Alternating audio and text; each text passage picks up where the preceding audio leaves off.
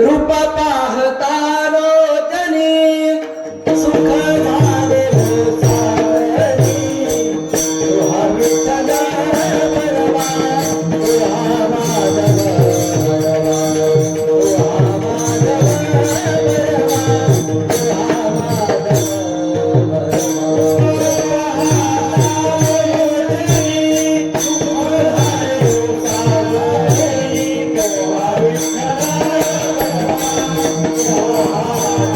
परवा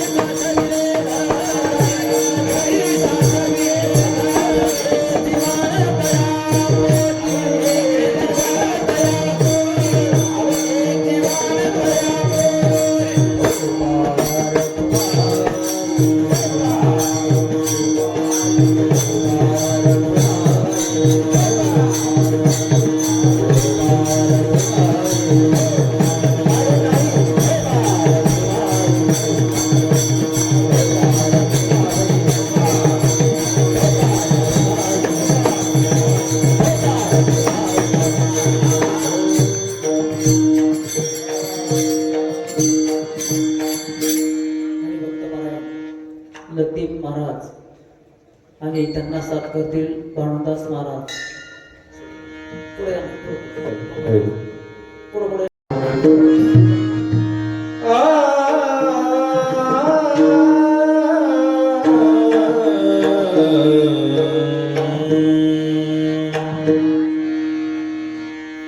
चिंता नाही गावी विष्णुदास, चिंता नाही गावी विष्णुदासाची, चिंता नाही गावी दात विष्णुदासाची, चिंता नाही गावी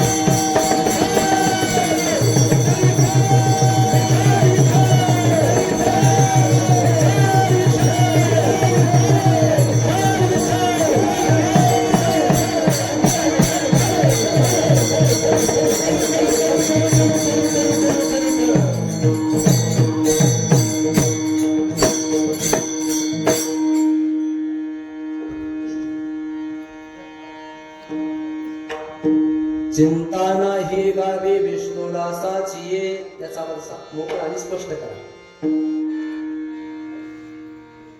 चिंता नाही गावी विष्णुदासांची ये, घोष जय जयकार सदा. नारायण घरी साठविले धन, अवघेची वाण तया पोटी. सवंग सकळा पुरे धनीवरी, सेवा वया नारी नरवाळा.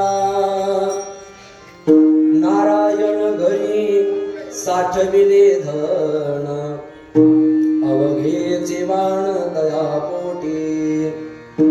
तुका म्हणे आनंदी आनंदू, गोविंदे गोविंदू पिकविला. नारायण घरी साठविले धन, अवघेचे वाण तया पोटी. समचरण सरोजम सांद्रणीलामुदाभं, जगरणीत पाणिं मंडनं मंडनानां. तरुण तुलसीमाला कंदरं कंजनेत्रं, सदय धवलहासं विठ्ठलं चिन्तयामि. नमो विश्वरूपा विष्णुमाय बाबा. नमो विश्वरूपा विष्णुमाय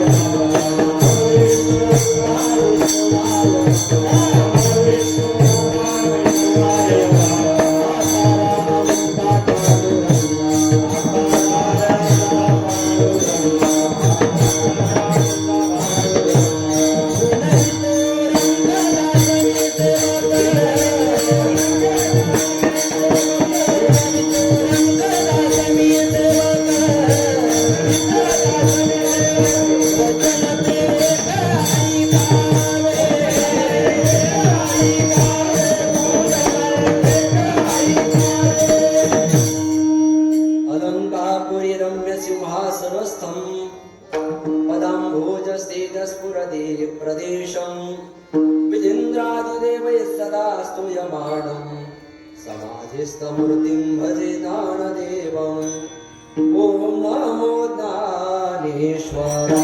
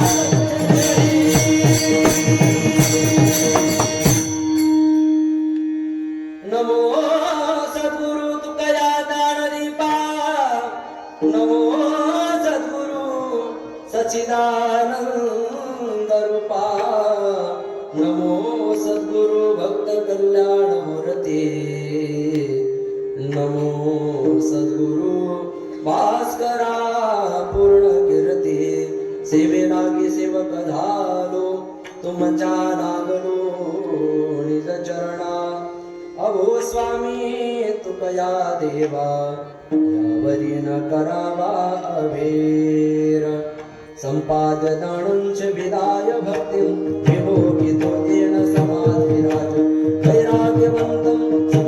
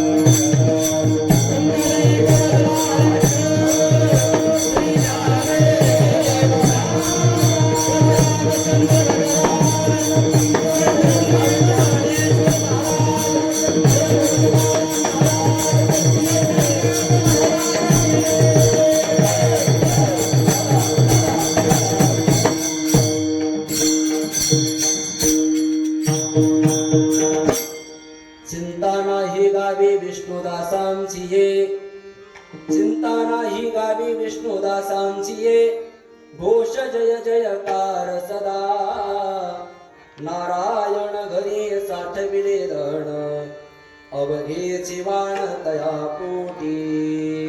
प्रस्तुत प्रसंगी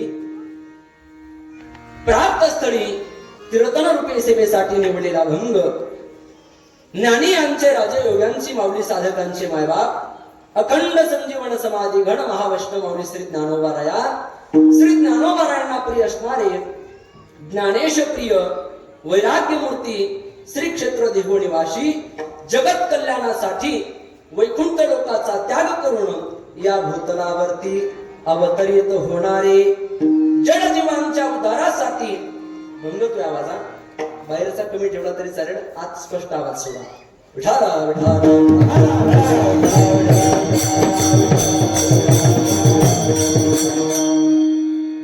जडजीवांच्या उद्धारासाठी वैकुंठ लोकाचा त्याग करून या अवनीवरती या भूतलावरती स्वेच्छेने अवतरित होणारे जडजीवांच्या उद्धारासाठी कधीही न भंगणाऱ्या अभंगाची निर्मिती करणारे आणि भगवत भक्ती या पंचम पुरुषार्थाच्या साधनेच्या बळावरती काळाच्याही डोक्यावरती पाय ठेवून सदेह वैकुंठ गमन साधणारे जगद्गुरु तुकोबाराया यांच्या गाथेतील आमच्या जो महाराज परंपरेचा जो गाथा आहे त्यानुसार संतपर नावाच्या प्रकरणातील भंग असून या अभंगातून जगद्गुरु श्री तुकोबाराया जे विष्णूचे दास आहेत ज्यांच्या मुखात सदा सर्व काळ भगवान नामाचा जे घोष असतो अशा विष्णुदासाच्या ठिकाणी कोणत्याही प्रकारची चिंता नसते आजच्या भंगात प्रतिपादित करतात.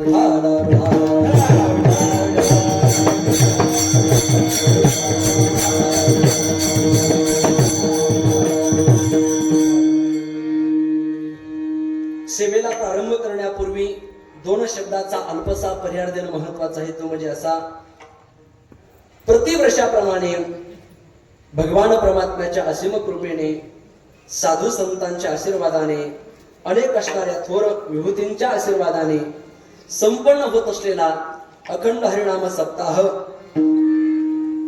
जिल्हा अहिल्यानगर आणि या बरोबर ना तुम्ही काय म्हणता अहिल्यानगरच म्हणायचं आणि औरंगाबादला औरंगाबाद म्हणायचं नाही.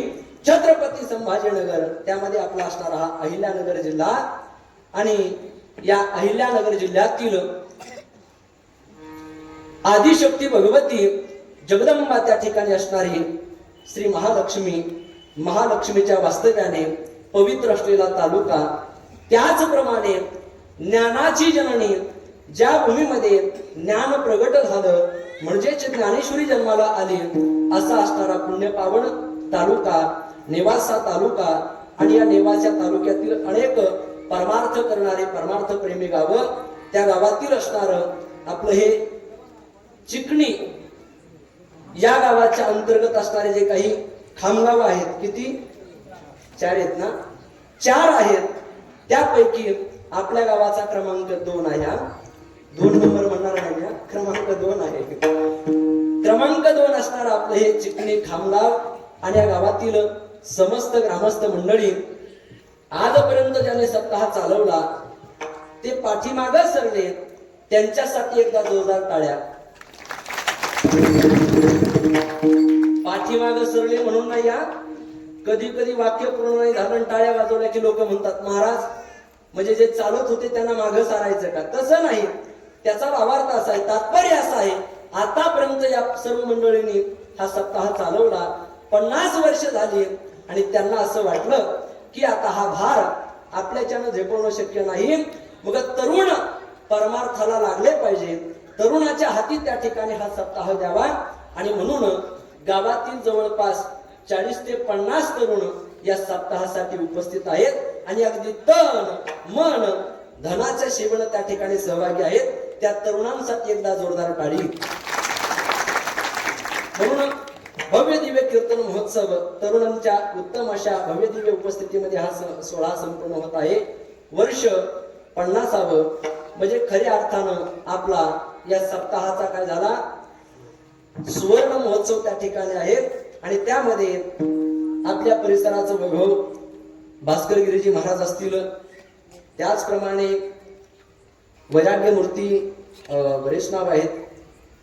श्री सद्गुरू किसनगिरी बाबा असतील, वैराग्य मूर्ती वैकुंठवासी ना, वैकुंठवासी बनसी महाराज तांबे असतील, वैकुंठवासी दुसरे पण वैकुंठवासी बाळकृष्ण महाराज सावखेडा, हरिभक्तीपरायण गुरुवर्य महंत स्वामी भास्करगिरीजी महाराज असतील, यांच्या प्रेरणेने तथा वैराग्य मूर्ती, आता वैराग्य मूर्ती ना, वैराग्य मूर्ती कृष्णदेव महाराज काळे यांच्या प्रेरणेने व स्वामी प्रकाशानंद महाराज गिरीजी यांच्या व रामनाथ महाराज राजगुरू यांच्या प्रेरणेने संपन्न होत असलेला अखंड हरिनाम सप्ताह. बाबा, गावात एका साधूचा आशीर्वाद भेटत नाही आणि या गावात अनेक साधूंचा आशीर्वाद आहे. म्हणून अभंग घेत असतानाच मी घेतला, चिंता नाही गावी विष्णुदासांची. आमचं असं ठरवून नसतं की या गावात गेलं म्हणजे हाच अभंग घेतला पाहिजे, त्या गावात गेलं म्हणजे तोच अभंग घेतला पाहिजे. गेल्यावरती अनुकूल वातावरण जसं अनुकूल असेल त्या पद्धतीचा अभंग निवडला पाहिजे. अशा थोर साधू संतांचा आशीर्वाद आहे. त्याचप्रमाणे व्यासपीठ चालक राजेंद्र महाराज आसने असतील, आगळं वेगळं असणारं वैभव ज्यांच्या नावातच आगळे आहे. आमचे त्या ठिकाणी हल्ली ज्यांचं वास्तव्य आळंदीला आहे, आमचे मृदुंग रत्न नवनाथ महाराज आगळे या ठिकाणी उपस्थित आहेत, त्यांनाही धन्यवाद. त्याचप्रमाणे रामकृष्ण महाराज काळे असतील, तसेच गायनाचार्य संदीप महाराज धनक आहेत ना या बाजूला, महाराजांनाही धन्यवाद. छत्रपती संभाजीनगरहून महाराज आले, हरिभक्ती पारायण नामदेव महाराज भानुदास महाराज का भानुदास महाराज आदी ही सर्व त्या ठिकाणी गुरुजन मंडळी आहेत. आणि विशेषतः आमचे पेटी मास्तर असतील, साऊंड सिस्टम वाले असतील, समस्त ग्रामस्थ मंडळी, भजरी मंडळ असेल, पंचक्रोशीतून आलेली भजरी मंडळी असतील आणि ज्यांचं गेली अनेक वर्षापासून आपल्या या सप्ताहाला अगदी तन मन धनाचं योगदान आहे. आपल्या घरचा सप्ताह आहे म्हणून अगदी प्रतिवर्षी जे हजेरी लावतात आमचे प्रिय असणारे, की कोणताही कीर्तनकार असला आणि आमचे हरिभक्तीपरायण लतीफ महाराज यांचा फोन गेला की ते कीर्तनकार असं म्हणणार नाहीत, महाराज 2 दिवसानं कळवतो, 4 दिवसानं कळवतो, असं होणारच नाही. कितीही मोठे वक्ते असले, अधिकारी असले तर त्यांनी म्हणावं, महाराज तारीख मोकळी असेल तर मी लिहून घेतो, न ठरवता. आता शक्य आहे का? आता जिकडे तिकडे ठरवा ठरवी चालली. आणि असे आदरणीय महाराज त्या ठिकाणी लतीफ महाराज उपस्थित आहेत. या सर्वांसाठी एकदा जोरदार टाळी वाजवायची.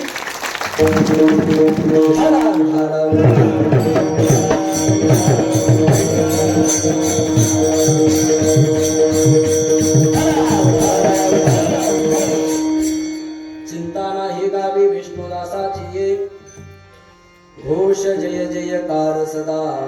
नारायण घरी साठविले धन, अवघेचे वाण तया पोटी.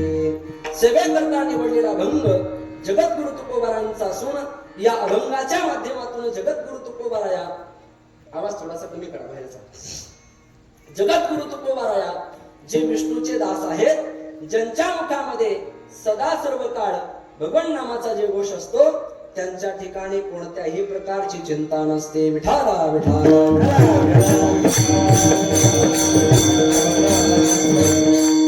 आपण जर या समग्र विश्वाचा विचार जर केला तर आपल्या असं लक्षात येईल की प्रत्येकाच्या पाठीमाग कोणती ना कोणती चिंता आहे. चिंता नाही असा जीव आपल्याला शोधूनही सापडणार नाही. किंबहुना आपण इथं या ठिकाणी आता लतीफ महाराजांनी मला बोलवलं, पण बोलवल्यानंतर लतीफ महाराजाला काळजी वाटते की महाराज वेळेत येतील का नाही, आल्यावरती अभंगावरती बोलतील का, पवाडे सांगतील का, गाणे म्हणतील, याची चिंता. बरं अगदी श्रोत्याला समजेल, पचेल, रुचेल असं कीर्तन करतील का न करतील याची चिंता. म्हणजे ज्यांना सेवा घेतली त्याला देखील चिंता असते. जे उपस्थित आहेत कोणी असू द्या, अगदी जीवापासून ब्रह्मदेवापर्यंत प्रत्येकाच्या पाठीमाग चिंता आहे.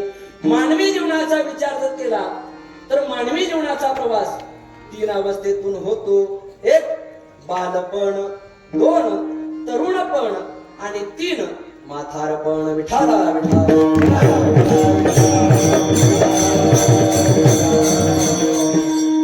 बालपणाचा जर विचार केला तर अगदी 3 जगद्गुरु आहेत. त्यामध्ये कृष्ण म्हणजे जगद्गुरु. भगवान श्रीकृष्ण परमात्मा म्हणतात, अर्जुना देहिनोस्मिन् यथा देहे कौमारं यौवनं जरा. या 3 अवस्थेतून मानवी देहाचा प्रवास होतो. बालपण, तरुणपण, म्हातारपण. जुने कीर्तनकार विनोदानं बरं का लतीफ महाराज इथे एक विनोद करत असतात. जे बालपण आहे का या तिन्हीमध्ये गंमत अशी आहे, एक पण दुसरं पण देऊन जात. जेव्हा बालपण असतं का ते बालपण जोपर्यंत आहे, एकदा का बालपण सरलं ते रिकामा जात नाही, मग 5-50 हजार देऊन जात. असं नाही हा. बालपण जात असताना ते अजून एक पण देत, त्याला तरुणपण म्हणतात. तरुणपण जात असताना तेही रिक्त हाताने जात नाही, ते देतं म्हातारपण. आता तुम्ही म्हणाल महाराज बालपणानं तरुणपण दिलं, तरुणपणानं म्हातारपण दिलं, आता म्हातारपणी काय? म्हातारपण ही एक पण देऊन जात. कोणतं सांगा बरं? सरपण. विठाला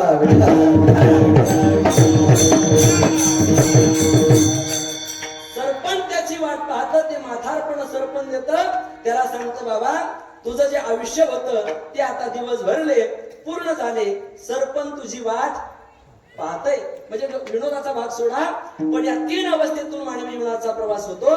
शंकराचार्य सांगतात या 3 अवस्थेमध्ये 3 चिंता आहेत, 3 रंग आहेत.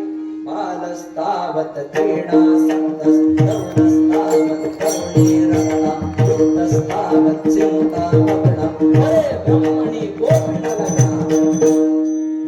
बालस्तावत जोपर्यंत बालपण आहे तोपर्यंत खेळण्यामध्ये आयुष्य जात. याचा विस्तार मला इथं करायचा नाही.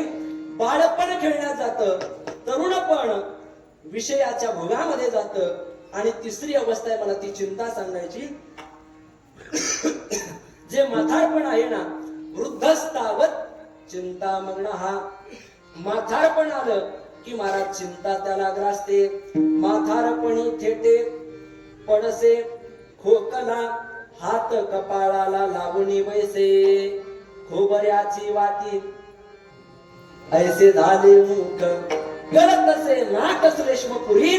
तुकोबाराय म्हणतात त्या ठिकाणी त्याची अवस्था कशी होते, तो कपाळाला हात लावून बसतो. त्याला वाटतं कधी एकदा पहिलं कसा होतो, कसा झालो, असा त्या ठिकाणी तो विचार करत असतो. मग मला सांगा म्हातारपणामध्ये चिंता आहेत.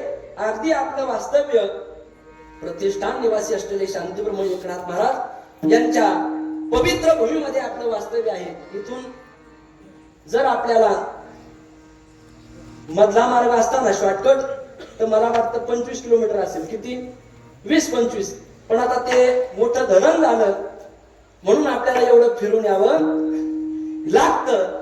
पण शांतीब्रह्म नाथ महाराजांना जर आपण विचारलं तर नाथ महाराज सांगतात, मरोटे कले शरीर व्यवहारी साधी वृत्ती क्षेत्र, पाया शोधोनी बांधी घर, पुत्र पुत्र नाम नावया.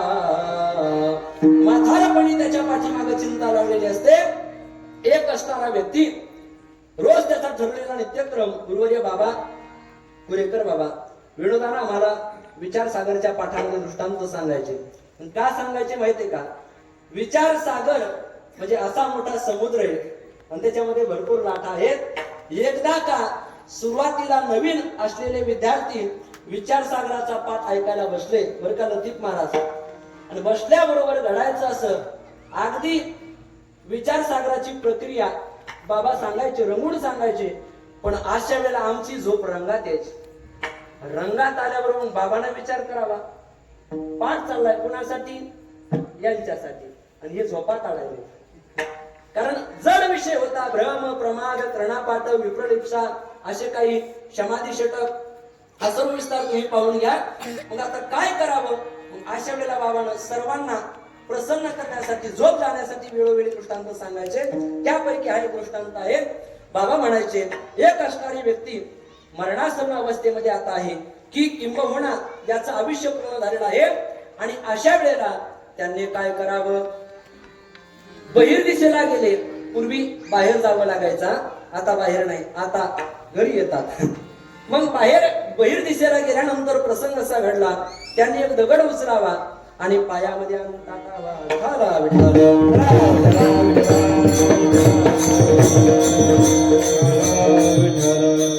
लोकांची दगड उचलून आणावी आणि पायात भरावा. 2 महिने त्याचा कार्यक्रम चालला. एक दिवस मित्रानं पाहिलं आणि मित्रानं विचारलं, का रे एवढा मोठा दगड तू रोज जातो आणि रोज घेऊन येतो, याचं कारण काय? तो म्हटला, मला एक चिंता आहे. काय चिंता आहे? म्हणाले, तुझ्याकडे तर संपत्ती भरपूर आहे, संपत्तीची तुला चिंता आहे का? तो म्हटला, नाही नाही, माझ्या 12 पिढ्या बसून खातील एवढं माझ्याकडे आहे, पण 13वी पिढी काय खाईल आणि 13वी पिढी कुठं राहील याची मला चिंता आहे. आणि म्हणून मी काय करतोय, मरो टेकले शरीर, व्यवहारे साधे वृत्ती क्षेत्र, पाया शोधोनी बांधी घर, पुत्र पौत्र नांदावया. दृष्टांत माझा संपला. सांगायचा विषय एवढाच, चिंता प्रत्येकाच्या पाठीमाग आहे. विठाला,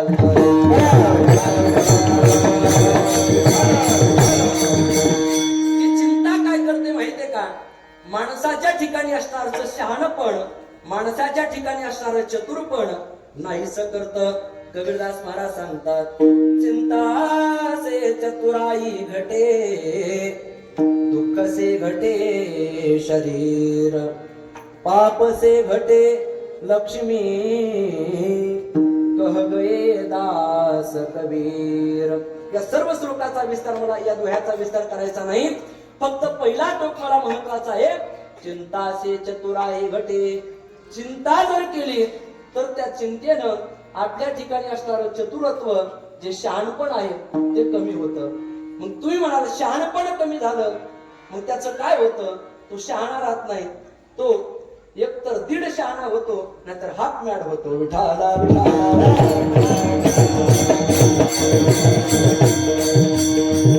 उदाहरण सांगतो म्हणजे आपल्या लक्षात येईल. एक माता माऊली आणि पती, म्हणजे पती पत्नी दोघं प्रवास करू लागले. निघाले, पंढरपूरची वारी होती. बसमध्ये बसले आणि बसल्याबरोबर दोघांनी तिकीट काढायला, आपलं तिकीट काढण्यासाठी कंडक्टर साहेब आले. म्हटले, तिकीट तिकीट तिकीट तिकीट. माता माऊली जरा हुशार होती, ती म्हटली, कंडक्टर साहेब एक हाफ द्या आणि एक फुल द्या. मग अशी 2 तिकीट तिनं मागितली, एक हाफ आणि एक फुल. मागितल्याबरोबर महाराज कंडक्टर साहेबांना गाडीमध्ये पाहिलं बरं का नवनाथ महाराज, पाठीमागं पाहिलं, गाडीमध्ये हाफ असणारी व्यक्ती कोणी? माता मावल्यानो, तेव्हा काही हाफ तिकीट नव्हतं, आता झालं त्या. मग हाफ तिकीट तर नाही, मग करावं काय? आणि अशा वेळेला त्यांनी विचारलं, का हो हाफ तिकीट कुणाचं आणि फुल कुणाचं?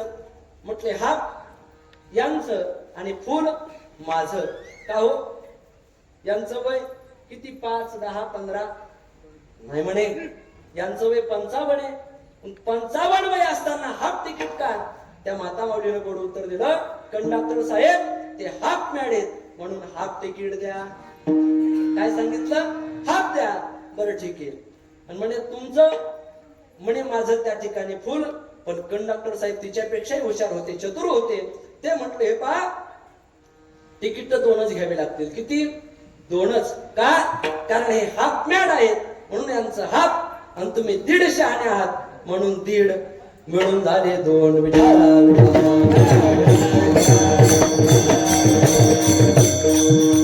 मला दृष्टांतासाठी दृष्टांत सांगायचं नाही, त्याचा सिद्धांत आहे, चिंता से चतुराई घटे. चिंता केली की माणसाच्या ठिकाणी असणारं चतुरत्व, शहाणपण नाहीस होतं आणि साहजिकच लोक त्याला मूर्ख म्हणू लागतात.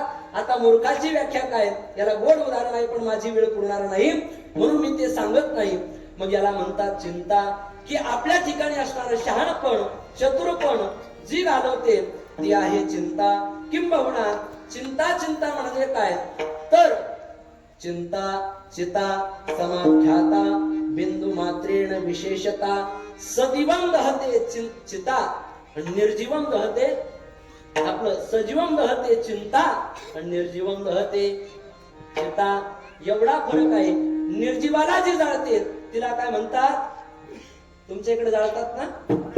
का महिने 2 महिने घरीच ठेवतात? जाळावंच लागतात.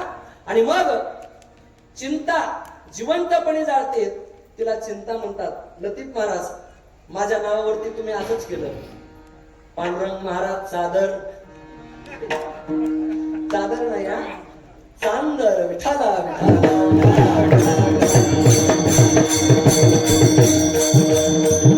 एवढा फरक आहे अनुसाराचा. चिंता जिवंतपणे जाळते तिला चिंता म्हणतात आणि मेल्यावरती जी जाळते तिला चिता असं म्हणतात. मग अशी असणारी चिंता कुणाकुणाच्या पाठीमाग आहे आणि ही चिंता कुणाकुणाच्या पाठीमाग नाही. 2 वर्ग आहेत. त्यामध्ये पहिला वर्ग चिंता आहे आणि दुसरा वर्ग चिंता नाही. विठाला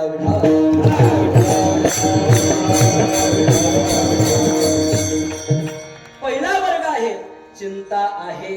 कुणाकुणाला चिंता आहे तर त्याच्यामध्ये 3 प्रकार पडले. पहिला प्रकार आहे जीवाचा, जीवाच्या पाठीमाग चिंता आहे. दुसरा प्रकार आहे त्याला देव असं म्हणतात, देवाच्या पाठीमाग चिंता आहे. आणि तिसरा वर्ग आहे साधक, साधकाला चिंता आहे. विठाला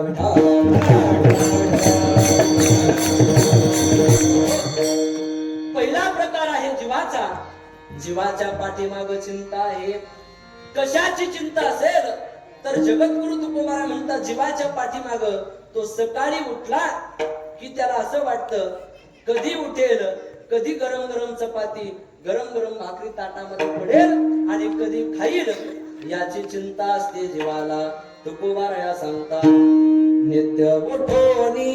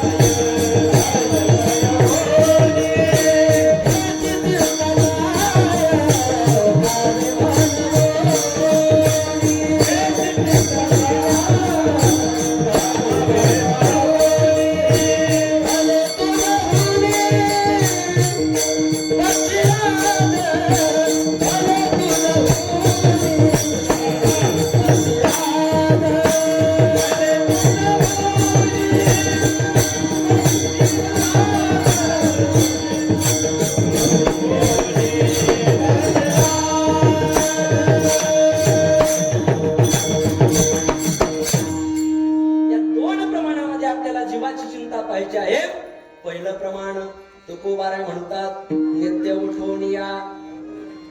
कोण म्हटलं जावयाची?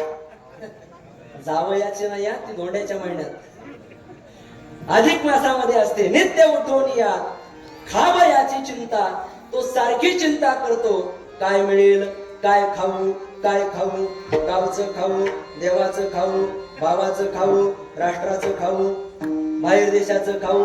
त्याचं एकच लक्ष, तो कोणत्याही पक्षात गेला काय खायला मिळतं याच्यावरती त्याचं लक्ष असतं. विठाला विठाला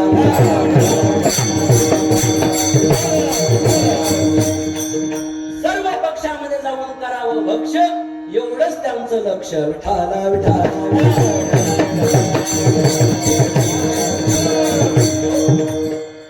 आणि बघा त्या ठिकाणी तुकोबारा म्हणतात नित्य उठून या खावयाची चिंता.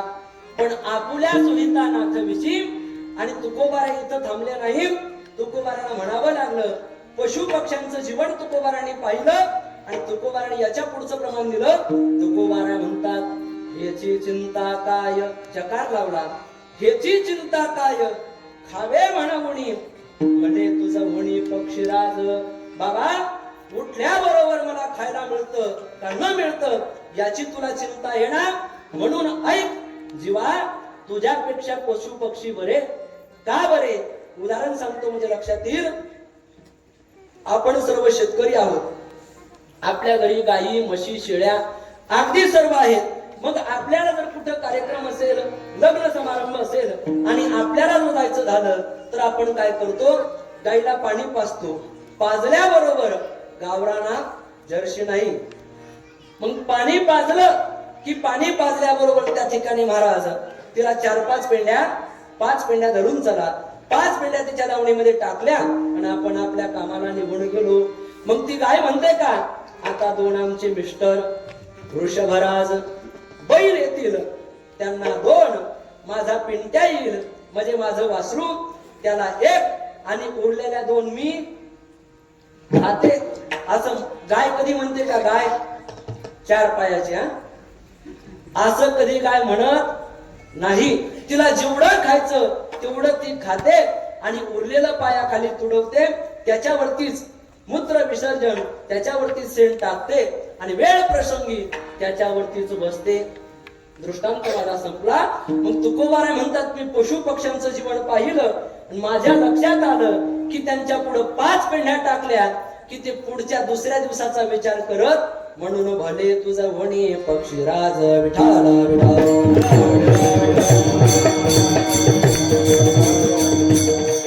बरं. खाण्यालाही लिमिट नाही. गुरुवर्य माऊली सांगत असतात, फुकटचं घावलं बापलेट. फुकटचं मिळालं की बापलेट त्या ठिकाणी जातात. नुसतं जेवत नाहीत नवनाथ महाराज, उरलं तर त्या ठिकाणी बांधूनही घरी नेतात. विठाला विठाला.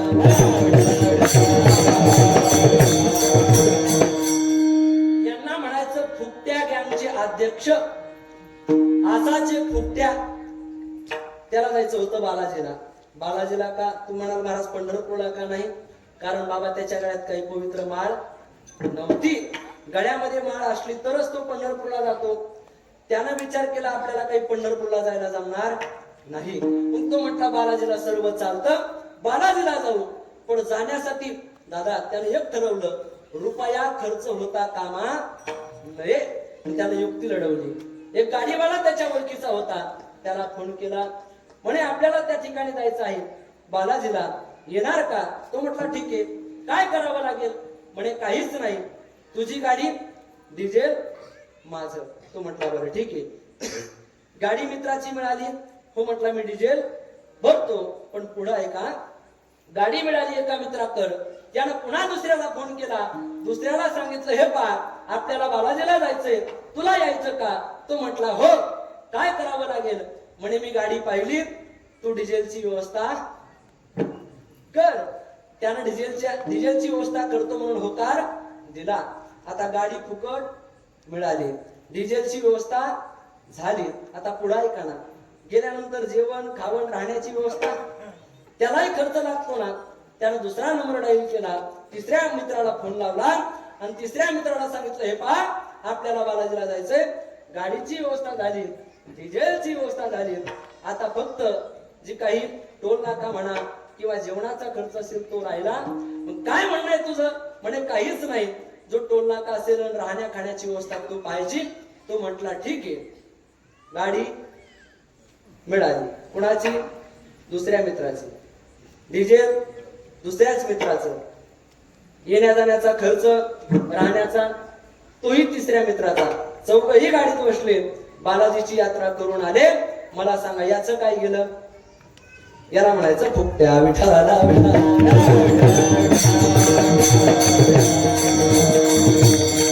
म्हणजे अगदी मराठवाडी भाषेत सांगायचं झालं तर लोकांच्या झेंड्यावर पंढरपूर करणं. विठाला विठाला.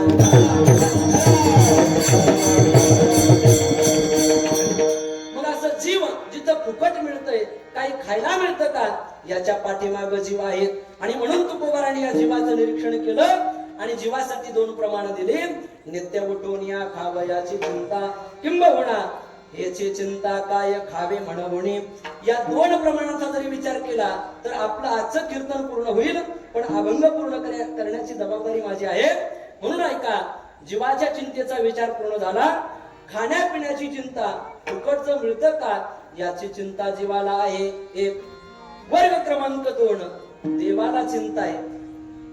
मंदिरं पाहिले की एवढा आनंद वाटला नवनाथ महाराज मला.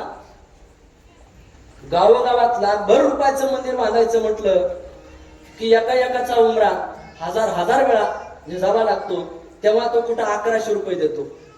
किती? 1100. तेही बळजबरीनं घरच्यांना विचारतो, का ग देऊ का? मग तिकून जर अनुमती आली तर मग तो 1100 करतो. नाहीतर याच्या मनानं जर असलं तर त्याच्यावरच एक शून्य कमी करत असतो.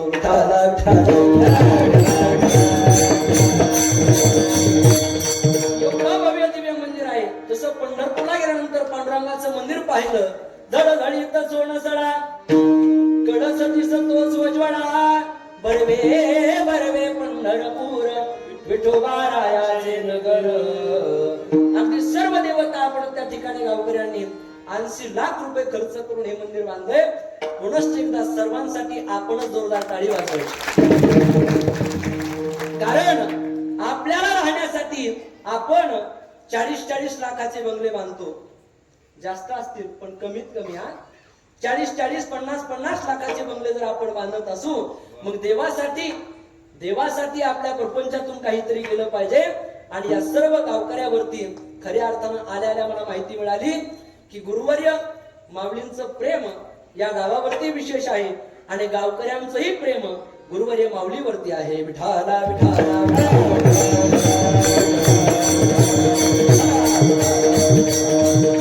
आणि अजून एक गोष्ट गुरुवर्य माऊली ही वेळोवेळी सांगत असतात. आणि काही ठिकाणी मुद्दा म्हणून माऊली आम्हाला कीर्तनासाठी पाठवतात. कारण माऊलीचं म्हणणं आहे, तरुण कीर्तनकार, अभ्यासू कीर्तनकार, जे युट्यूबला गाजलेले नाहीत असे कीर्तनकार, अभ्यासू कीर्तनकार समाजापर्यंत गेले पाहिजे. आणि वेळोवेळी माऊली आम्हाला ज्या ठिकाणी माऊलीला जाणं झालं नाही त्या ठिकाणी पाठवत असतात. आणि विशेषतः माऊलीच्या मुखामध्ये तरुणांचं नाव असतं. तरुण, तुम्ही पुढे या, तुमच्या हातामध्ये कारभार घ्या. नुसता कारभार घेऊन ढाब्यावर जाऊ नका. गड्यामध्ये माळ घाला, चांगलं सत्कार्य करा. गावाचा विकास कसा होईल यात भकास नाही, या विकास. विठाला विठाला. म्हणून पुनश्च एकदा तरुणांना धन्यवाद. ऐका, मी जबाबदारीने बोलतोय. पहिली चिंता आहे जीवाला, खाण्यापिण्याची, राहण्याची. पण दुसरी चिंता मी आपल्या समोर मांडली, देवाला चिंता आहे. तुम्ही म्हणाल महाराज 80 लाखाचं मंदिर आम्ही सर्व गावकऱ्यांनी वर्गणी जमा करून, किती लोकसंख्या आहे गावाची? फक्त 700. मग एवढ्या लोकसंख्येनं 80 लाखाचं मंदिर बांधलंय. मग देवासाठी जर लोक देत असतात, मग नेमकी देवाला अशी चिंता कशाची आहे? तर त्याचं कारण ऐका. देवाला कोणती चिंता आहे? तर देवाला चिंता आहे भक्तांची. विठाला विठाला.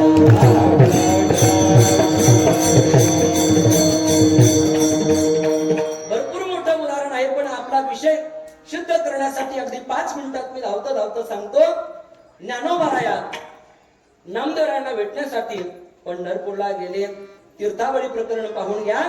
नामयाचे भेटी, ज्ञानदेव आले, लोटांगण घातले नामदेवे, पूजोनी देवोनी अलिंगण प्रीतीच्या आपडी भरे, पूजिले आदरे यथाविधे, धन्य तो अवसरू संत समागम, करीतसे संभ्रमू आवडीचा. ज्ञानोबाराया गेले आणि गेल्याबरोबर नामदेवरायाची आणि ज्ञानोबारायांची भेट झाली.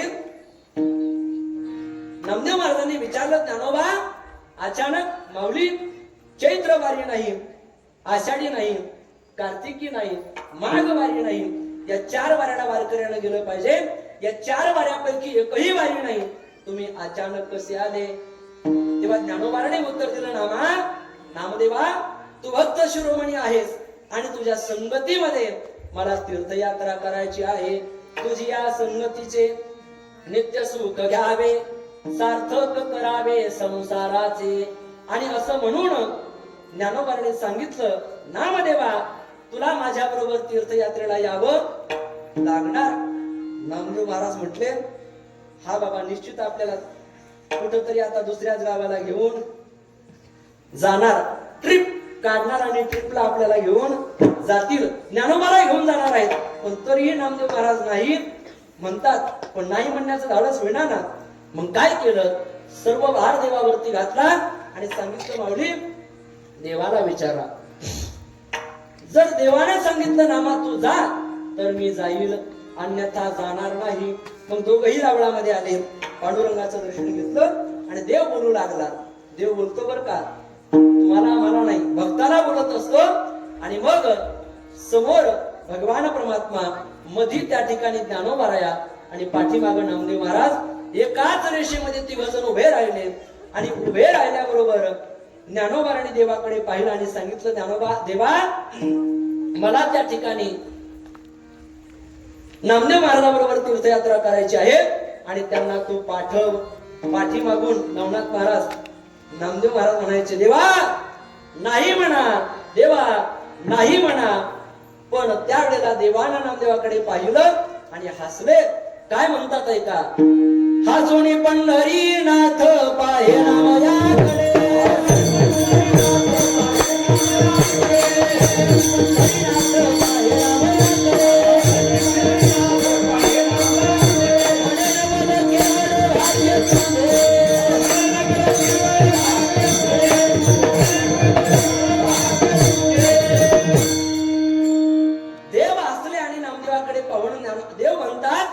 सोनी पंढरीनाथ पाहे नामयाकडे, म्हणे नवल केवढे भाग्य तुझे, प्रत्यक्ष परब्रह्म मूर्ती ज्ञानेश्वर, करीतसे आदर संगतीचा.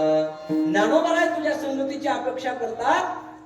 आणि मग देवा हसले आणि देवानं उत्तर दिलं, ज्ञानोबा नामदेवाला घेऊन जा, पण मला इथं थांबायचं नाही, मला चिंता सांगायची देवाच्या. देवाला चिंता असते भक्ताची. आणि मग जात असताना चंद्रभागेचं स्नान केलं आणि या सर्वांना त्या वाळवंटामध्ये, या सर्वांना तीर्थयात्रेला बोलवण करण्यासाठी सर्व ग्रामस्थ मंडळी आले. काही वारकरी त्या ठिकाणी, सावता महाराज, चुकोबाराया, गुरुबा काका आदी आदी ही सर्व साधू मंडळी त्या तीर्थयात्रेला होती. आणि आता निघणार तेवढ्यात ज्ञानोबारायांचा हात देवाने घेतला, नामदेवरायांचा हात घेतला आणि ज्ञानोबारायांच्या हातात ठेवला. सांगितलं, ज्ञानोबा वाटेनं जात असताना एखाद्या वेळेला गावकऱ्यांनी तुम्हाला जेवण दिलं नाही आणि जेवण कमी पडलं तर अशा वेळेला अगोदर माझ्या नामदेवाला तृप्त करा, त्याला तहान भूक तुवा जाणावी जीवीची, मज चिंता याची थोर वाटे. वाटेनं जात असताना अगोदर तू काय कर, ज्ञानोबा तुम्ही काय करा, अगोदर माझ्या नामयाला जेवण द्या आणि उरलं तर तुम्ही. ज्ञानोबा कोण आहेत, भक्तच आहेत. आणि नामदेव महाराज कोण आहेत, भक्तच आहेत. पण नामदेवावरती भगवंताचं विशेष प्रेम होतं. नामदेव महाराजांच्या विषयी सांगत असताना देव म्हणतात, त्यांना अगोदर जीव घाला. बरं, एखाद्या वेळेला पाणी कमी पडलं, एकच वाटली किंवा एकच भोपळा एवढं पाणी असेल तर अगोदर नामदेवाला द्या आणि मग नंतर तुम्ही प्या.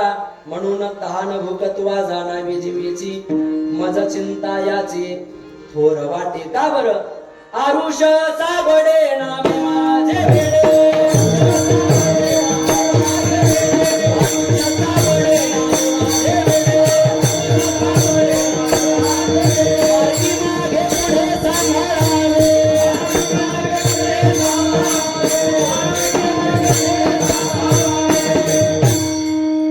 माझा नामा म्हणजे आरुष आहे, घोडा आहे, बाबडा आहे.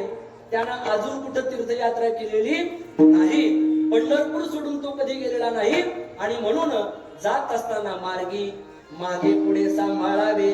समोरून जर एखादा वाघ आला, संकट आलं तर अगोदर तुम्ही समोर जायचं, ते संकट निवारण करायचं, माझ्या नामयाचं संरक्षण करायचं.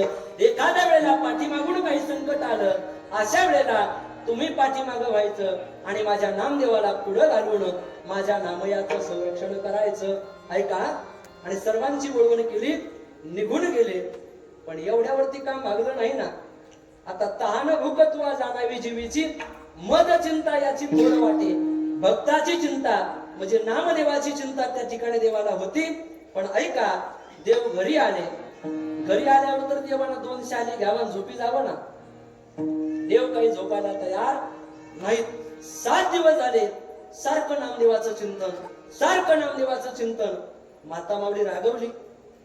रुक्मिणी माता म्हटली, तुम्ही झोपल्याशिवाय मला झोपता येत? तेव्हाच सांगतो मी, आणि तुम्ही उठायच्या अगोदर मला उठावं लागतं. मग असं म्हटल्याबरोबर आता उलट करून घ्या. आपल्या अगोदर रुक्मिणी झोपते आणि आपण उठल्यानंतर उठते. किंबहुना तिला उठवावं लागतं. शहरात, खेड्यात नाही. विठाला विठाला.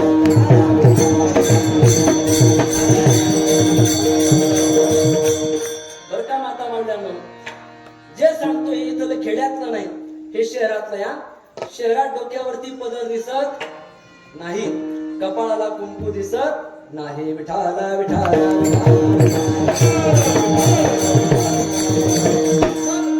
देवाने काय केलंय का? देवाला रुक्मिणी माता रागवली आणि विचारला, अहो किती दिवस झाले, असं किती दिवस तुम्ही दुःख करणार? झालं तरी काय? तुम्ही तर ज्ञानोबाराने सांगितलेलं आहे की तहान भूक तुवा जाणावी जीवीची, मद चिंता याची थोर वाटे. आणि एवढं करून अजूनही तुमची चिंता नाहीशी झाली नाही, याचं कारण काय? तेव्हा देवानं उत्तर दिलं, अगं रुक्मिणी, माझा नामा मला सोडून गेला. ऐक ना, माझा नामा मला सोडून गेला, पण मला सोडून गेल्यानंतर माझा नामा जिवंत राहील का न राहील याची मला चिंता आहे. तो कैसा माझावीन राखेल आपुला लाडो. तो कैसा माझावीन राखेल आपुला लाडो.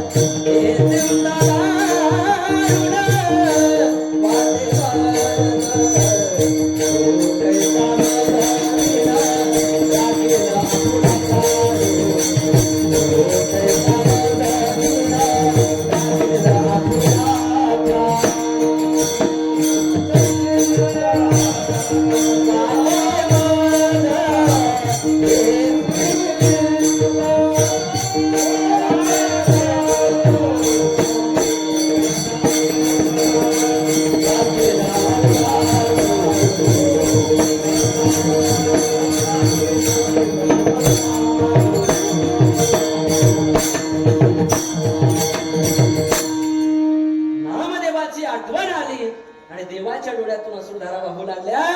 देव त्या ठिकाणी म्हणतात, तो कैसा माझवीण राखेल आपुला प्राणो. हे चिंता दारुण वाटे मद. हे चिंता दारुण वाटे मद. तो कैसा माझवीण राखेल आपुला प्राणो.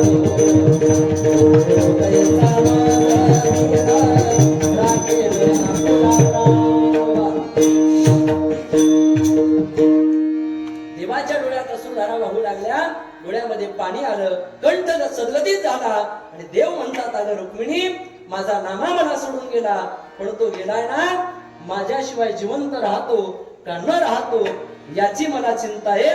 माझं उदाहरण संपलं. सांगायचा विषय एवढाच होता. 3 वर्ग आपल्या समोर मी मांडले. पहिला वर्ग आहे जीवाला. जीवाला परमार्थाचं काही घेणं देणं नाही. गावचा सप्ताह बंद पडला तरी चालेल, पण आपण मात्र सर्व सुखी असलो. गावोगावी अनेक ठिकाणी आम्हाला पाहायला मिळतंय विठाला विठाला विठाला.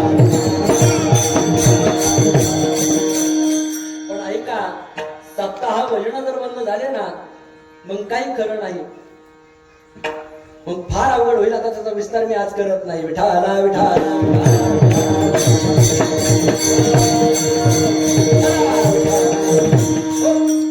आणि मग जीवाला चिंता आहे खाण्यापिण्याची संसाराची बायका पोराची देवाला चिंता आहे भक्ताची नवे नवे अजून एक प्रमाण सांगून पुढे जातो वस्त्रे भूषणे पुरावी चिंता त्याची वाहे, चिंता त्याची वाहे तुझी, चिंता त्याची वाहे तुझी. वस्त्रे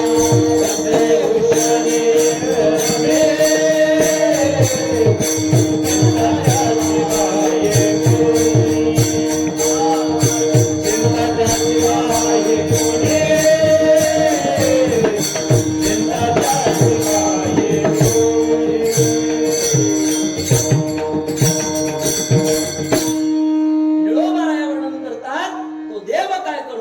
वस्त्रे पुरवी भूषणे पुरवी त्यांची चिंता जीवी वाहे वस्त्रे भूषणे पुरवी चिंता त्यांची वाहे जीवी आपल्या भक्ताची चिंता स्वतः देव आपल्या जीवावरती घेतो आणि म्हणून देवाला चिंता आहे भक्ताची. आता वस्त्र कुणाला दिलं द्रौपदी मातेचं सर्व चरित्र पाहून घ्या. वस्त्र हरणाचं म्हणजे वस्त्रे पुरवी. जगद्गुरु तुकोबारांना छत्रपती शिवरायांनी नजराणा पाठवला आभूषणे पुरवी. असा देव आपल्या भक्ताला वस्त्रही पुरवतो आभूषणे पुरवतो आणि आपल्या भक्ताची चिंता स्वतःच्या जीवावरती घेतो. भक्ताची चिंता आहे देवाला. आणि वर्ग क्रमांक राहिला 3 साधक. आता साधकालाच कोणती चिंता आहे ऐका विठाल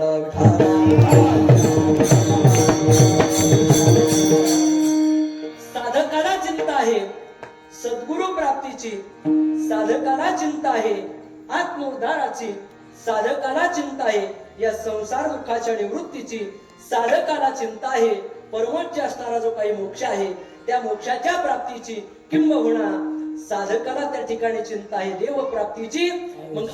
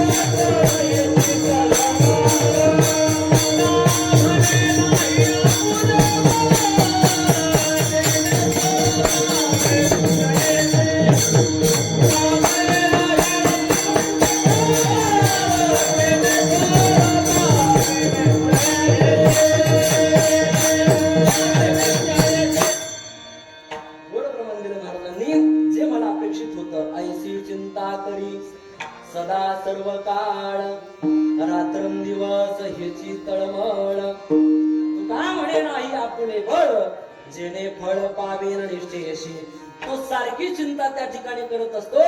म्हणे काही एव्हरीडे फिटेल काही तो स्वामी भेटेल युगाभुणी वडील निमिषमाने त्याला सारखं वाटतं की मला संत भेटावे माझा उद्धार त्यांनी करावा आणि अशा चिंतेमध्ये त्याचं आयुष्य जातं आणि परिणाम असा होतो त्याचं भाग्य उदयाला येतं आणि भाग्याचा उदय हे जोडी संत पाय किंबहुना पुण्य फळले बहुत दिवसा भाग्य उदयाचा आठसा झालो सन्मुख तो कैसा संत चरण पावलो विठाला विठाला त्याचं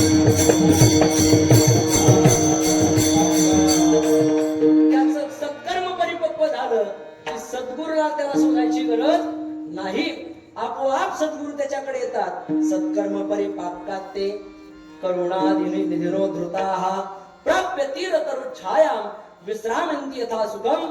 पंचदशी कार्य विद्यारण्य स्वामी वर्णन करतात. सत्कर्म परिपाकात ते म्हणजे साधकाचं, मुमुक्षुचं, त्या जीवाचं की ज्याला असं वाटतं माझं कल्याण व्हावं, मला मोक्ष प्राप्त व्हावा, माझा उद्धार व्हावा, देवाची प्राप्ती व्हावी, असा जो आहे ना त्याचं सत्कर्म परिपक्व झालं की स्वतःहून सद्गुरू येतात आणि त्याला भेट देतात. किंबहुना ज्ञानोबाराय म्हणतात आणि ऐशी कर्म साम्य दशा होयजेथ विरेशा तेथ श्री गुरु आपैसा भेटेची का विठाला विठाला.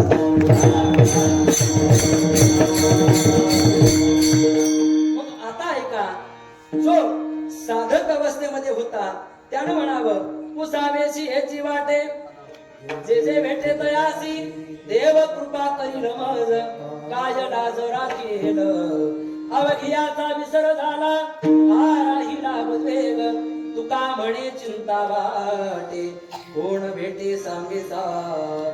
अशी त्यानं चिंता करावी, रात्रंदिवस त्यानं तळमळावं. खाटेवरती पडला की एकच आठवावं कधी माझा उद्धार होईल, कधी मला मोक्ष प्राप्त होईल, कधी संत भेटतील. आणि योगायोगानं संत भेटले. आता एका साधक होता. आतापर्यंत तो कोण होता? साधक होता, चिंता करत होता. जीवाची चिंता आपण पाहिली, संसाराची, बायका पोराची, खाण्यापिण्याची चिंता जीवाला आहे. देवाची चिंता आपण पाहिली, देवाला चिंता स्वविषयक नाही, पण आपले जे भक्त आहेत त्या भक्ताची चिंता देवाला आहे. आणि राहतापैकी राहिला साधक.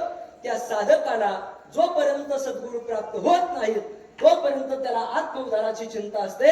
आणि एकदा का सद्गुरू भेटले आणि त्याला बोध प्राप्त होतो आणि तो म्हणतो मी वासुदेव तत्वता कडो येईल विचारिता आहे ठाऊक सवाया संता नाही तुझा आणिक मागुता गा. मी देव झालो, वासुदेव स्वरूप झालो. मग ज्या साधकाला आजपर्यंत चिंता होती त्या साधकाचा सिद्ध होतो. सिद्ध होतो म्हणजे महात्मा होतो. महात्मा होतो म्हणजेच वैष्णव होतो, विष्णूचा दास होतो.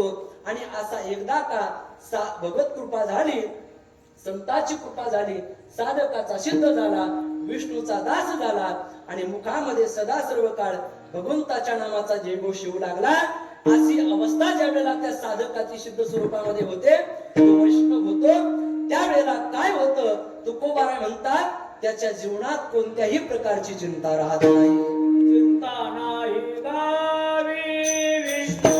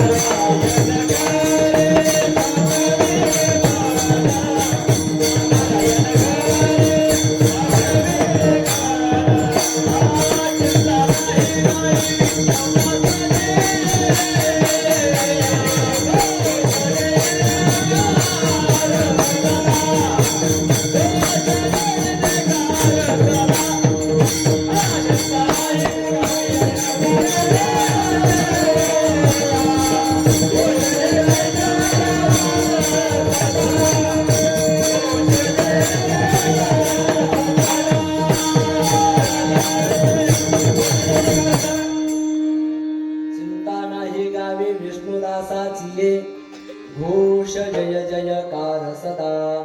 एकदा का साधकाचा सिद्ध झाला म्हणजेच तो वैष्णव होतो.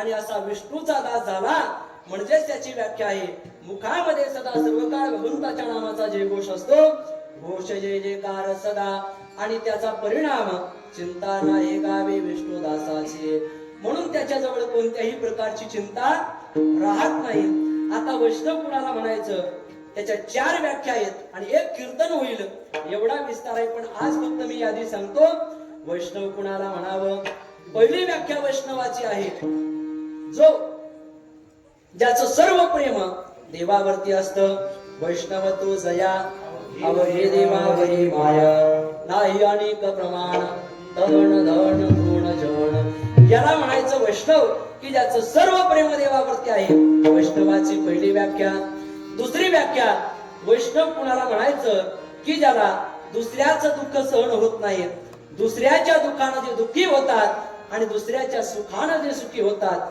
त्यांना वैष्णव म्हणतात वैष्णव जन तो तेने कही पीड पराई जानी रे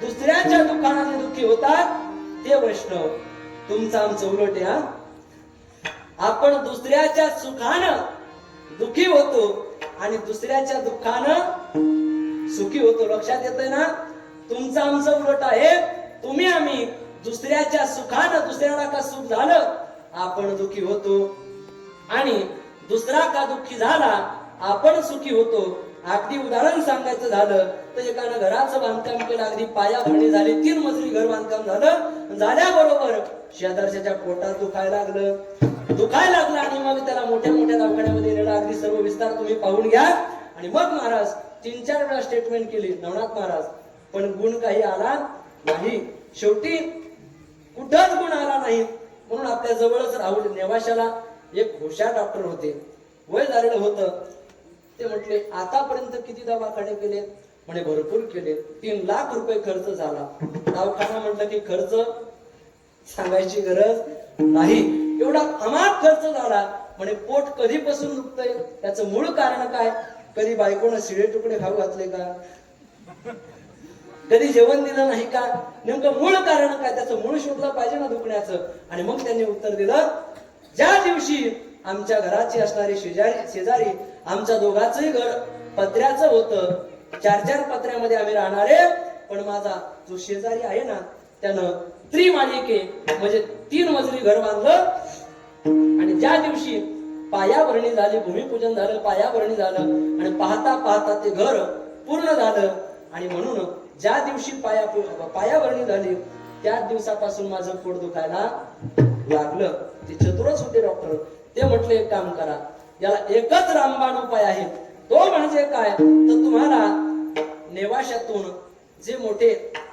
जेसीपी वाले आहेत ना त्यांच्याकडे जाऊन 2-3 जेसीपी घेऊन जाव्या लागतील आणि घरी घेऊन गावामध्ये जायच्या 4-5 हजार रुपये खर्च होईल तो त्यांना द्यायचा आणि गेल्याबरोबर ज्यांनी घर बांधलं त्याच्या घराला लावायची आणि एकदा का घर भुई सपाट झालं मग तुमचं पोट याला म्हणायचं जीवन एकदा का माणूस प्रगती करू लागला काहीतरी क्रांती करू लागला काहीतरी तो यशाच्या शिखरावरती गेला की आपल्या लोकाला सवय मागं वळण्याची सवय एकदा सर्व जागतिक लेवलचं संमेलन भरलं आणि त्यामध्ये प्रत्येकानं आपापला प्राणी आणण्याचं ठरवलं आपण सर्वांनी ऐकलेलं आहे पण अगदी धावतं सांगून जातो प्रत्येकानं आपापला प्राणी आणला आणि सर्व भरणीचे ढाकणं लावून ठेवले बंद केल्या आणि एकच उघडी होती भारत देशाची मग ती उघडी असल्याबरोबर परीक्षक आले हे कळतं का म्हणे तुला इथं सर्व येणार आहेत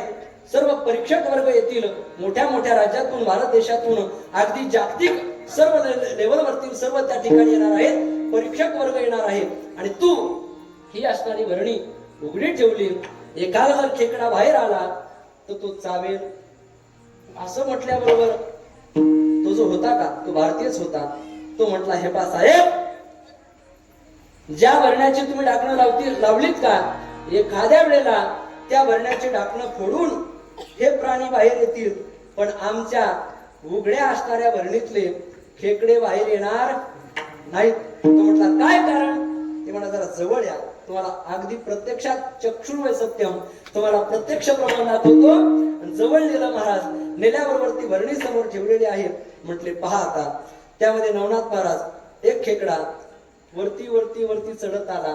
अगदी आता तो बाहेर उडी मारणार इथपर्यंत तो गेला.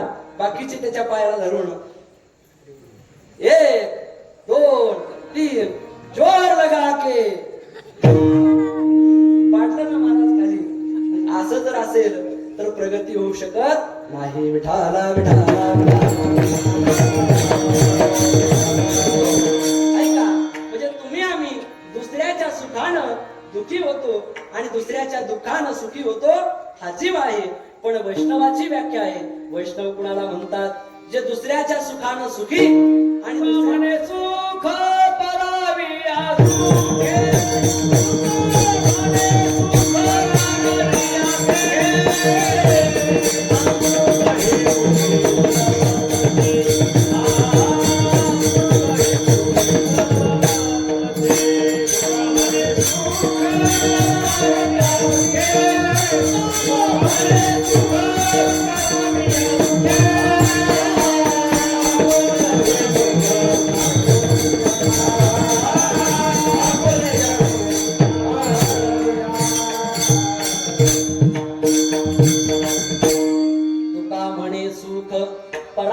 सुखे अमृत हे मुखे स्रवतसे.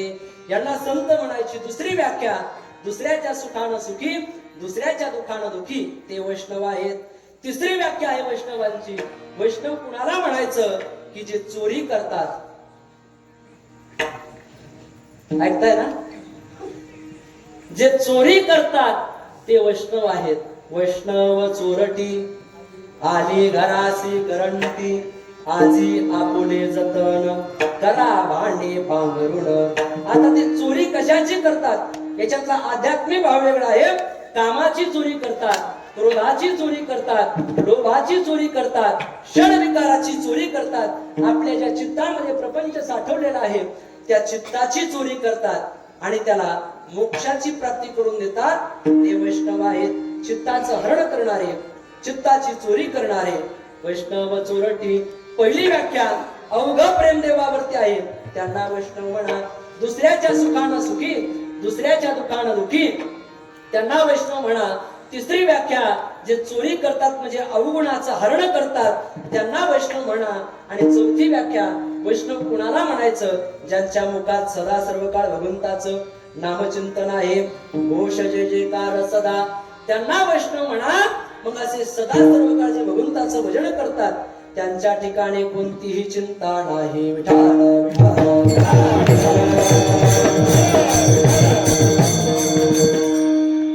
तुमचा आमचा असंय महाराज. तुम्ही आम्ही सदा सर्व काळ भजन करू याच्यात विशेष काय? आपलं भजन कदा कदाही होत नाही. गावोगावी लतीत महाराज असे महाभाग पाहायला मिळतात. सप्ताह आला बरं का नवनाथ महाराज, गळ्यात मोठ्या 4-4, 5-5 माळी असतात. असं वाटतं की यांच्यासारखे मोठे साधू या त्रिभुवनामध्ये नाहीत. आणि एकदा का सप्ताह झाला, काला झाला की हाला, आणि त्या सर्व माळी खुटीला टांगलेल्या असतात. तुमचं आमचं भजन असं आहे, तुमचा आमचा परमार्थ असा आहे. नवे नवे अहो संतांना स्वप्न जरी पडलं ना, स्वप्न जागृती स्वप्न सुसुप्ती आत नेनती मात अनेकांची सर्व प्रमाणे तुम्ही पाहून घ्या. म्हणजे सदा सर्व काळ भगवंताचं नामचिंतन करतात. जनाबाईच्या गौऱ्यांनी विठ्ठल विठ्ठल म्हणावं, तुकोबाराच्या पायाची धूळ विठ्ठल विठ्ठल म्हणायची. अर्जुनाचा रोम रोम विठ्ठल विठ्ठल म्हणत होता. चोखोबांची हाडं विठ्ठल विठ्ठल म्हणत होती. हा अधिकार वैष्णवांचा असतो. तुमची आमची तोंड म्हणत नाहीत. विठाला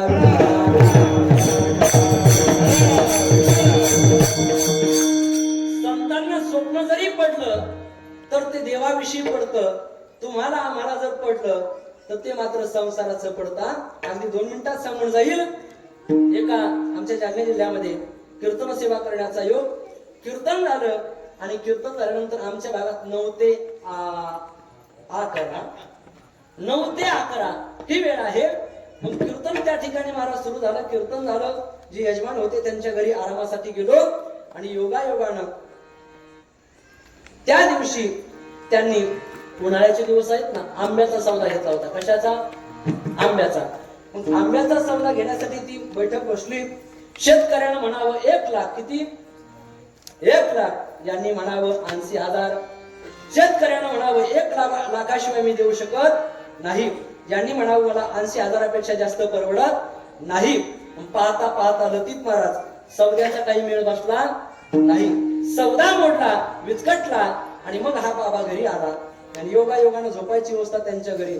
11 वाजता त्यांना एक आसन टाकलं, मला एक टाकलं. आम्ही दोघंही झोपलो आणि 12 साडेबारा वाजता चांगली झोप रंगात आली. झोपही रंगात येत असत्या. झोप लागली. झोप लागल्याबरोबर 12:30 वाजता ते मोठ्यानं म्हणू लागले, सौदा विचकटला, सौदा मोडला, सौदा मोडला. झोपल्या का जागे? सौदा मोडला. शेजारी कोण होत? मीच होतो. मी उठलो ना महाराज, काही लक्षातच ये ना. मग पाणी घेतलं, थोडस अंगावरती तोंडावरती टाकलं. उठा उठा उठा, सौदा जुळून घ्या म्हटलं. सौद्याचा मेळ बसवून घ्या. आणि मग मला सांगायचं काय, दृष्टांत संपला. चिंतन केलं दिवसभर त्या सौद्याचं, आंब्याच्या. आणि परिणाम रात्री स्वप्नामध्ये तो प्रपंचच आला. ज्ञानोबाराय म्हणतात, अगा जागता जव असी जे, त्याची मनी भावना भावी जे, डोळा लागत खेळ देखी जे, त्याची स्वप्न. डोळा लावला की तेच स्वप्न पडत असतं. ते तुमचं आमचं प्रपंचाचं चिंतन आहे. पण संतांचं मात्र तसं नाही. सदा सर्व काळ ते भगवंताचा नाम घोष करतात. मग महाराज अशी विष्णूची भक्ती करणारे वैष्णव मुखामध्ये सदा सर्व काळ भगवंताच्या नामाचा जयघोष आहे. पण आमचा प्रश्न असा आहे, प्रपंच हा पैशाशिवाय चालत नाही.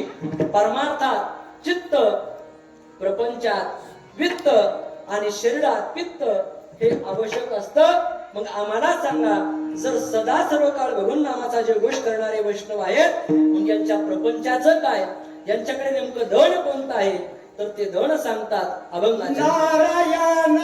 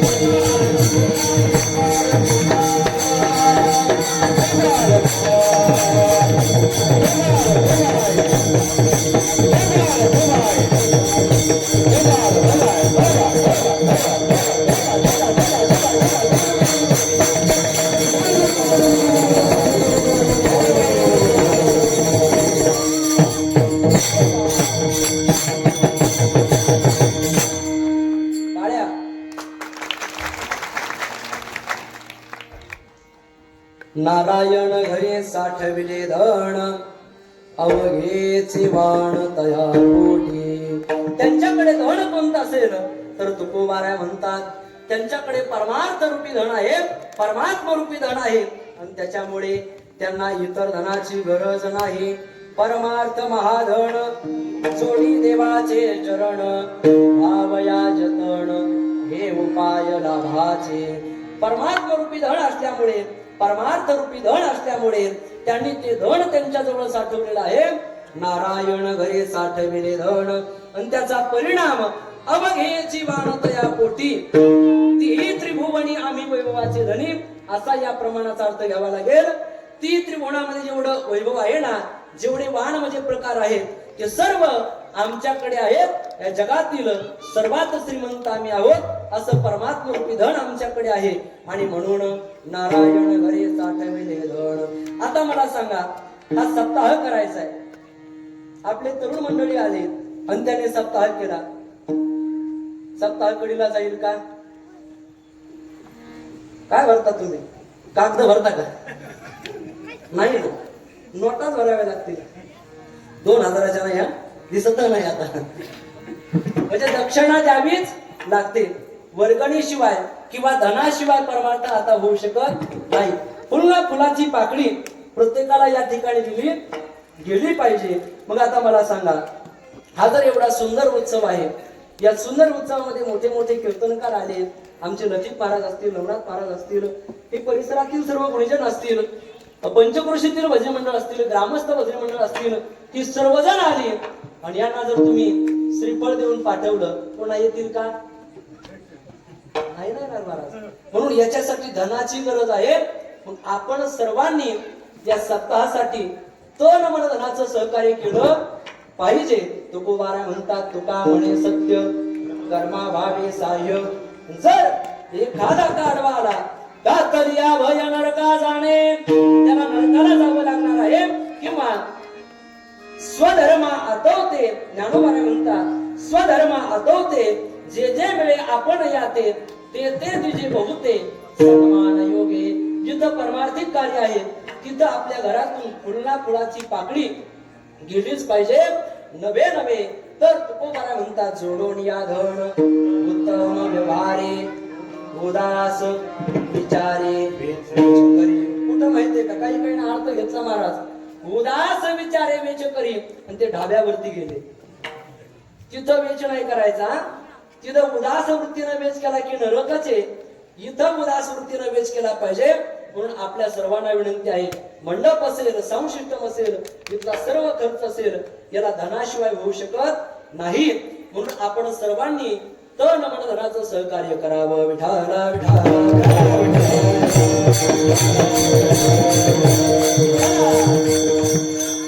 नारायण घरी साठविले धन अवघेचे वाण तया पोटी. मग महाराज त्यांच्याकडे धन आहे, आम्हाला कळालं परमात्मा रूपी धन आहे.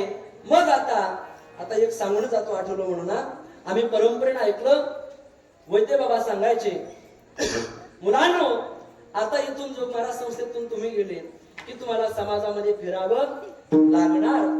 फिरत असताना लोक तुम्हाला त्या ठिकाणी एखाद्या वेळेला जात असताना तुम्ही ठरवून जायचं नाही. एक, ठरवून जायचं नाही. दोन, गेल्यानंतर जी दक्षिणा दिली कमीत कमी ती गावात मोजून पाहिजे नाही. दोन, तीन, जर गावकऱ्यांनी भरपूर दिले, आपल्या प्रमाणापेक्षाही भरपूर दिले, तर माज करायचा नाही, धाब्यावरती गाडी उभा करायची नाही. आणि कमी दिले तर दुःख करायचं नाही. विठाला विठाला आणि या चार गोष्टीला डोळ्यापुढे ठेवून 12 वर्षापासून कीर्तन करतो. या विठाला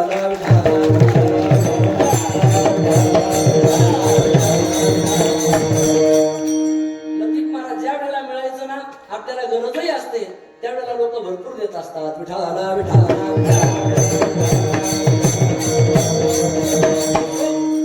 आणि मग असं त्या ठिकाणी परमात्मा रूपी धन त्या संत महात्म्याकडे आहे. नारायण घरी साठविले धन अवघेचे वाण तया पोटी. मग महाराज त्यांच्याकडे धन आहे, मग समाजाचं काय?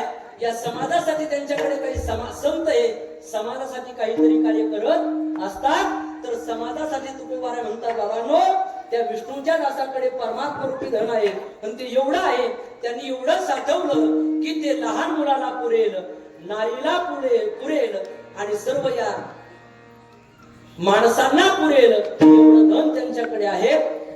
सवंग सकळा पुरे धनेवरी, सेवावया नारी नरवाळा. लहान असू द्या, पहिलं नाव तुमचं घेतलं बरं का, सेवावया सवंग सकळा पुरे धनेवरी, सर्वांना पूर्ण उरेल एवढं धन आहे. पहिलं प्राधान्य तुम्हाला नारी, म्हणून तुमची संख्या जास्त आहे. नारींना पूर्ण उरेल एवढं धन आहे. नर म्हणजे सर्व मनुष्य तुम्हाला पूर्ण उरेल एवढं धन संताकडे आहे. आणि बाळा, हे लहान लहान मुलं बसलेत का, याशी शांत बसत नाहीत बरं का, यांची काहीतरी खोडी सुरू असते, पण हे शांत बसले, यांच्यासाठी एकदा टाळी वाजवा.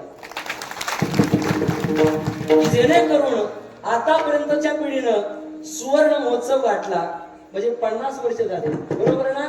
12 वर्ष तपपूर्ती, त्या तपाचं रूपांतर चांदीमध्ये झालं, म्हणजे सुवर्ण आरोग्य महोत्सव, रूपामध्ये चांदीमध्ये रूपांतर झालं. ती चांदी राहिली नाही, तिचं रूपांतर आता सोन्यात झालं, म्हणजे सुवर्ण महोत्सव झाला.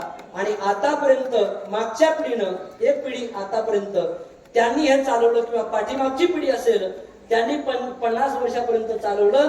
आता तरुणांना विनंती आहे, आपण हे असंच शक्य झालं तर शताब्दी पर्यंत चालवा, नाही शक्य झालं तर या सुवर्णाचं रूपांतर अमृतामध्ये करा, म्हणजे अमृत महोत्सव. टाळी वाजली म्हणजे तुमचा सर्वांचा पाठिंबा त्यांना आहे. 75 वर्षापर्यंत आपण चालवा, आणि तिथून पुढे तुम्हाला वाटलं की आता काही आपल्याच्यानं शक्य नाही, पुढे 4थी फळी उभी करा आणि त्यांना सांगा, आता आजपर्यंत आजोबांनी पंजोबांनी आम्ही आणि आता तुम्ही ही परंपरा चालवायची, शताब्दी महोत्सवापर्यंत चालवा, असाच उत्सव आपला चालत राहावा.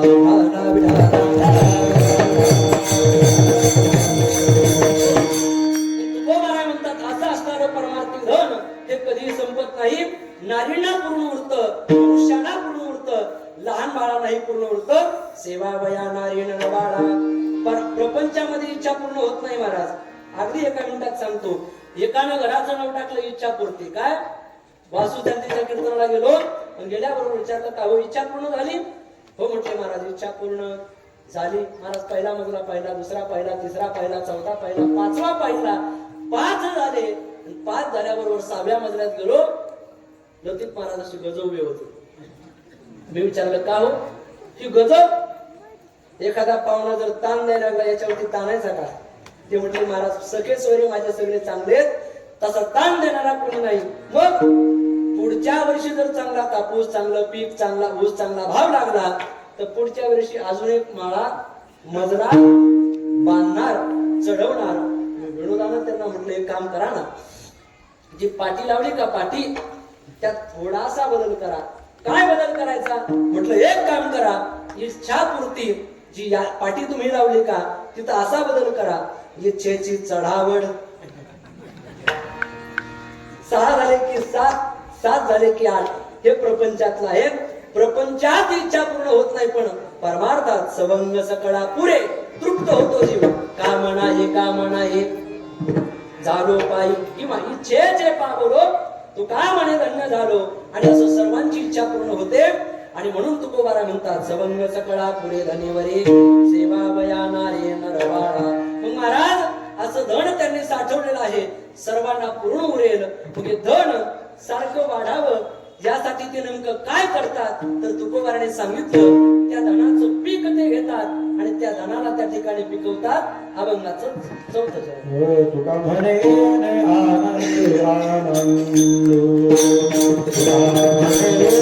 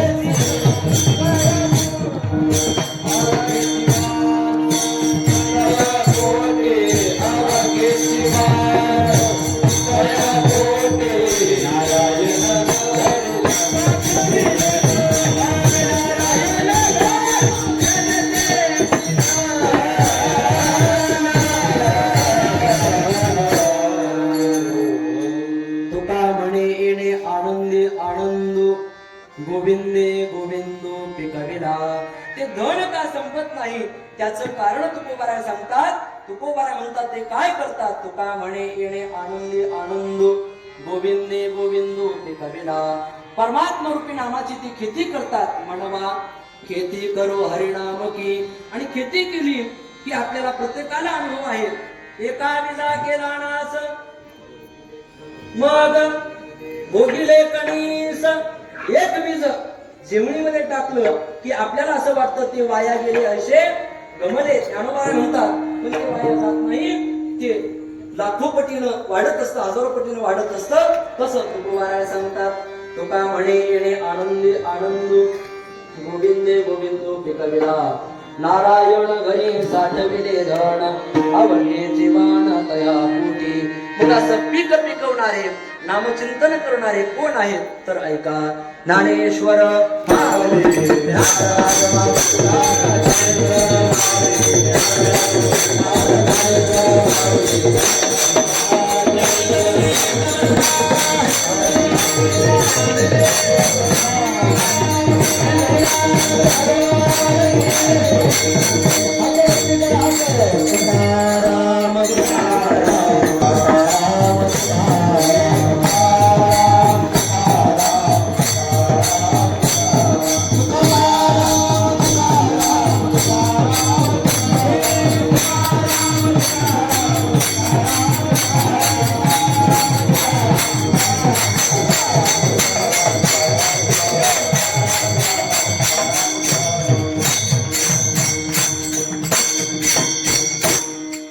किंबहुना तुमचे गेले हे धर्म कीर्तन सिद्धी नेले हेत माझे जीवरले पायी कपण करणे सुनती नभे अंगभूत युक्ती झाली शिवा सर्व ग्रामदेवताच्या चरणी उपस्थित माता बावड्या पुरुष मंडळी सर्व भजनी मंडळी ग्रामस्थ भजनी मंडळी पंचक्रोशीतील भजनी मंडळी सर्व गुणीजन गायक वादक तरुण कार्यकर्ते या सर्वांच्या चरणावर ही लाडकी सेवा समर्पित करतो.